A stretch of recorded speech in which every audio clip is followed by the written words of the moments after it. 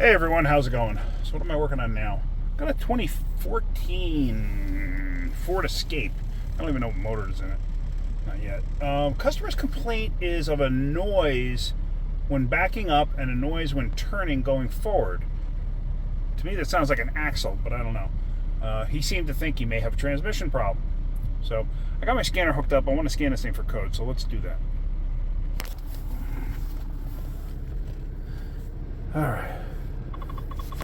Alright, so Escape 2014, diagnose.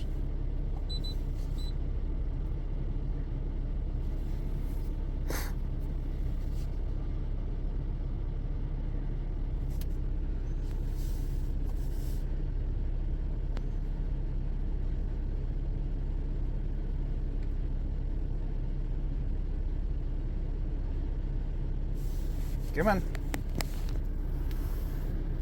Turn this fan down a little bit. Alright, smart scan. See if there's any codes on this thing.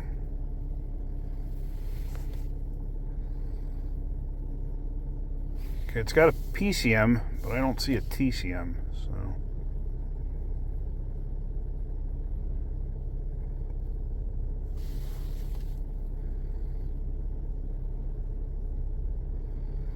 Now, PCM is supposed to mean powertrain control module, meaning both engine and transmission, but I have seen it list a PCM and a TCM separately. Because usually if it's got a engine controller and a training controller, it would say ECM and TCM, but like I said, I've seen PCM and TCM. Don't know why it would be listed like that, but I have seen it. Alright, so I'm really not concerned about BCM2 and APIM, whatever APIM is. I can figure that out in a second. Accessory Protocol Interface Module. Okay. Don't care about that, honestly. Alright, don't care about any of that stuff. Alright, I think our best bet is head over to Mexico. Let's head over to Mexico. This way I can use the entire lot there. I will tell you this before going too much further. This thing has definitely got a broken motor mount. Broken motor mount, torque strut mount, something. We'll be able to verify this much better once we get over to Mexico. Felt it as soon as I went to go pull out on the road. I could feel and hear the engine grounding into the chassis. So when that happens, you get why does everybody leave their car on dead empty when they bring it in? You could feel like the motor, it's not smooth anymore. It's just like a sensation of the motor grounding out to the chassis of the vehicle. That's usually what happens when you get a broken motor mount. Because the motor mount is a cushion to separate basically the motor from the chassis. Motor and tranny from the chassis, so this way you don't get the vibrations associated with it. Some cars have liquid-filled motor mounts. Some cars have vacuum motor mounts, which I've never quite understood the reasoning behind that. But all right, let's go over to Mexico here. All right, so here we are in Mexico, and let's see if you can hear this. Ready? I'm going to accelerate forward. You hear that? It's kind of like a rough sensation.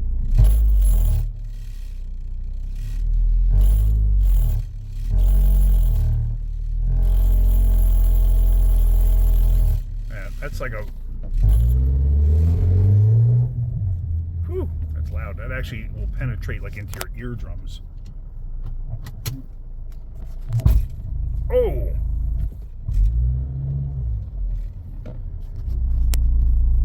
Okay, now I don't know if you can see those lights flashing on the dashboard flickering. They're not actually doing that. It's just the way it shows up in the camera.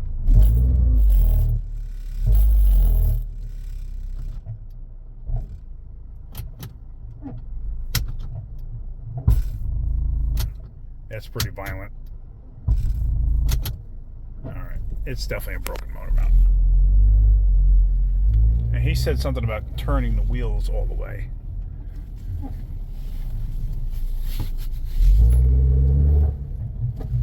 Yeah, it's just, I'm pretty sure, confident it's just a broken motor mount. But here's the thing.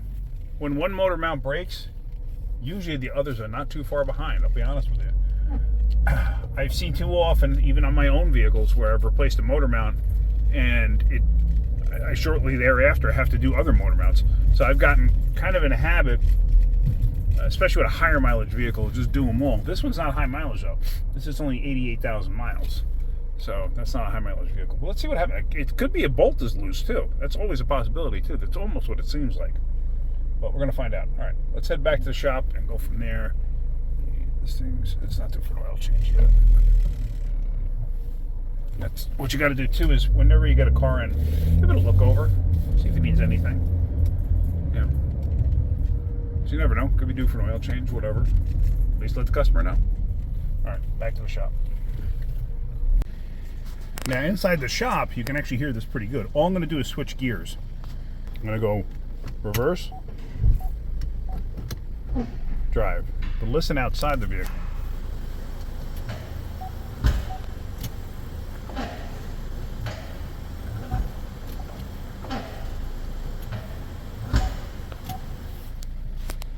That's just me going reverse drive, reverse drive. So I don't know if I think something's loose or broken. So we're going to find out. So I was going to have somebody get in it and shift it back and forth to see what I could see. But I was like, you know what, let me take a visual first. And from underneath the hood, excuse me, can't really see anything. I'll come underneath the vehicle. Guess what? So there's the rear mount. Dun dun dun. Where's the bolt? There's no bolt in that hole. Bolt fell out.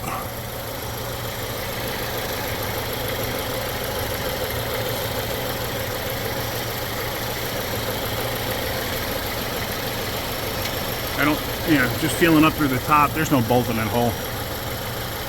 All right, let me see if I can find a bolt that I can actually put in there, something that'll work.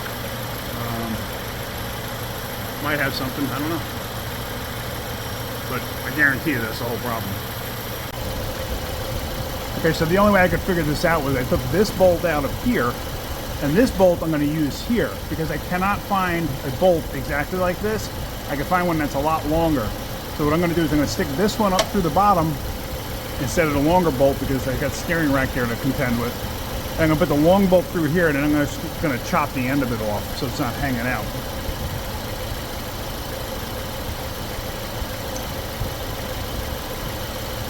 So let's get this one caught first.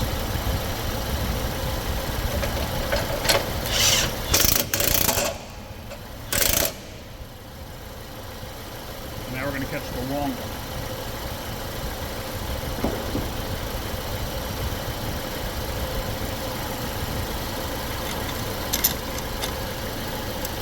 As you can see, it's a much longer bolt, but it's the right thread.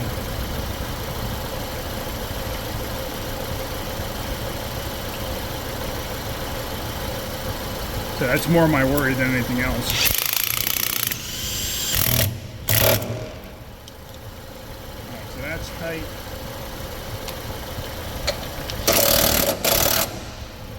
That's tight.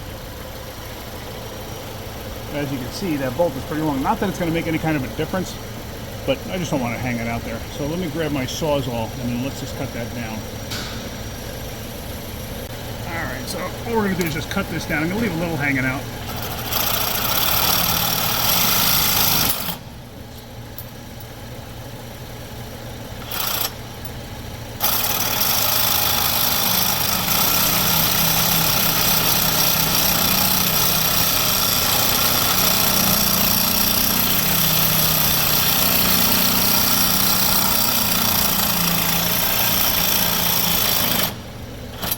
I guess my battery's going dead. Let me get another battery, hang on.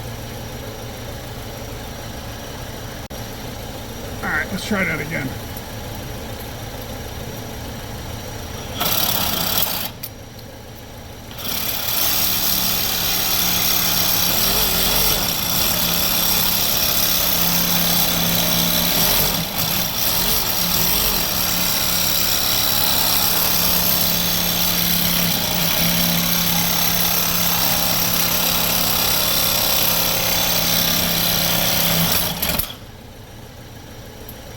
guess my blade is a bit dull. Come on.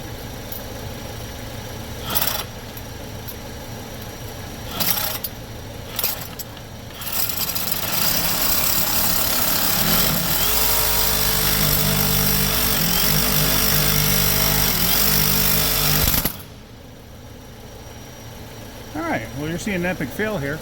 Let me turn the compressor on, and then I'm going to just use a cut-off wheel and cut that. So what we're going to do is I'm just going to zap it out and then cut it on the bench.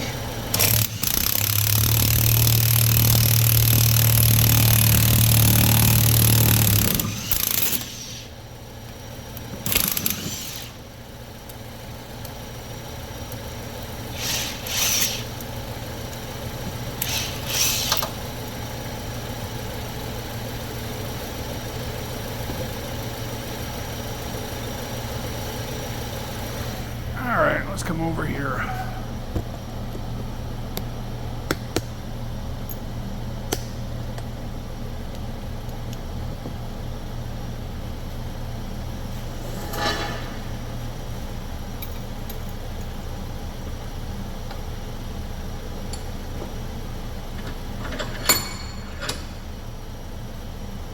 Alright, let me get my cutoff wheel. Hang on a second. Alrighty.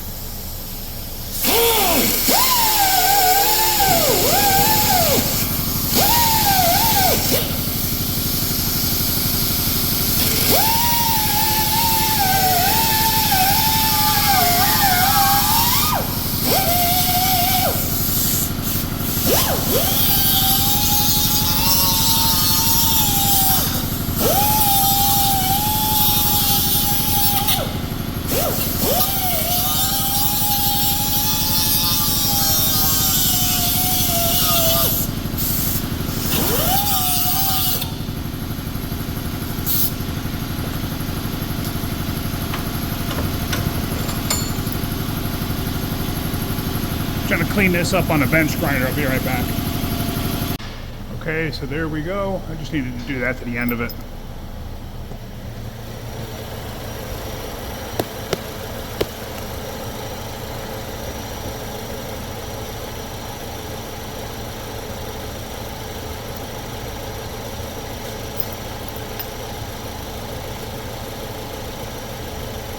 Gotta rock the motor a little bit to get it to line up and go in.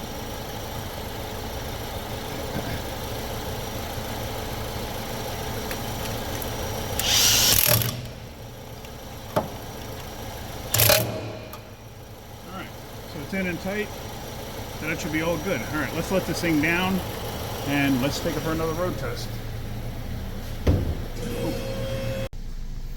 So back in the shop, or back in the vehicle rather.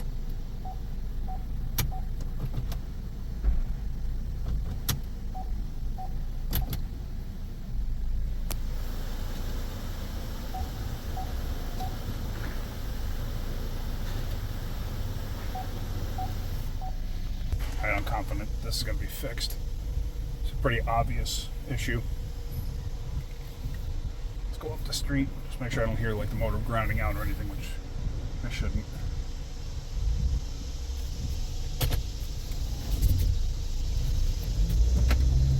No, nothing. Sounds good. Let me just go up the road. I gotta put my seatbelt on. Okay, so we're here in Mexico again. I'm on the other side because there's a student driver practicing over there, so I don't want to disturb them. Yeah, so it feels absolutely fine on the road. Let me just go around and I'll do the same things I did before.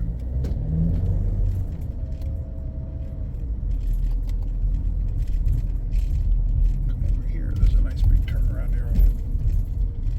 Actually, let me go to the flat area and do that.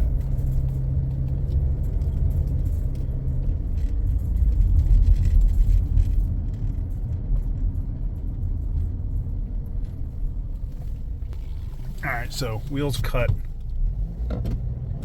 None of that noise we heard before.